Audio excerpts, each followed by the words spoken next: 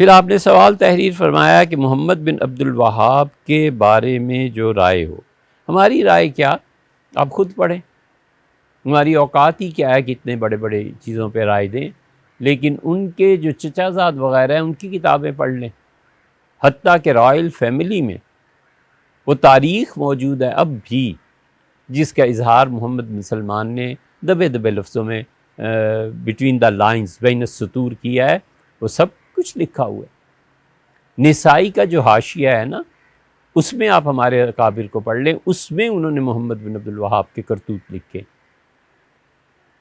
بہت اچھی بات کہی اس نے محمد بن سلمان نے۔ اسے کہا وہ ایک عالم دین تھے، وہ کب سے مجدد ہوئے، اور انہوں نے بتایا کہ برطانیہ کے ساتھ مل کے ان لوگوں نے خلافت عثمانیہ کو کیسے برباد کیا اور خلافت عثمانیہ کو کیسے توڑا۔ تو یہ دلائل ہمارے پاس کیا ہر جگہ موجود ہے۔ کوئی انگلینڈ میں ہو تو اسے کہ انڈیا آفس لائبریری سے یہ ریکارڈ آپ کو نکلوا دے، آپ دیکھیے اسے۔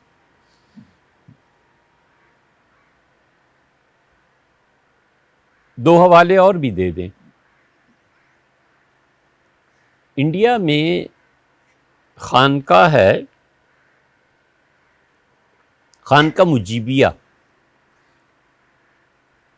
ان کے جو سجادہ نشین ہیں، بہت ریاضت کے بعد کی خلافت وہاں سے ہوتی ہے۔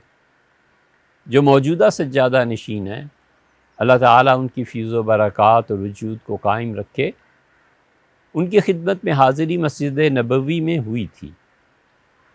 ان کے جو آباء و اجداد ہیں، جو لوگ حج کرنے گئے تھے 1926 میں، انہوں نے جو گرامی نامے وہاں سے لکھے، چھوٹے بھائی نے بڑے بھائی کی خدمت میں رحمہ اللہ، وہ پڑھ لیں کہ محمد بن عبد الوہاب اور ان کے متبعین کیا کہتے تھے اور کس طرح جبر سے اسے نافذ کرتے تھے، اور جبراً انہوں نے کتاب و سنت کے خلاف چیزیں لوگوں کو دی ہیں اور مارتے تھے۔ چھڑیاں رکھی ہوئی تھی، دو ہوتے تھے ہمیشہ، ایک چھڑی سے مارتا تھا، دوسرا دفاع کرتا تھا۔ یہ ساری تاریخ کی چیزیں مولانا احمد رضا خان صاحب کو پڑھ لیے، دوسرا حوالہ، تیسرا، چوتھا حوالہ دے رہے ہیں۔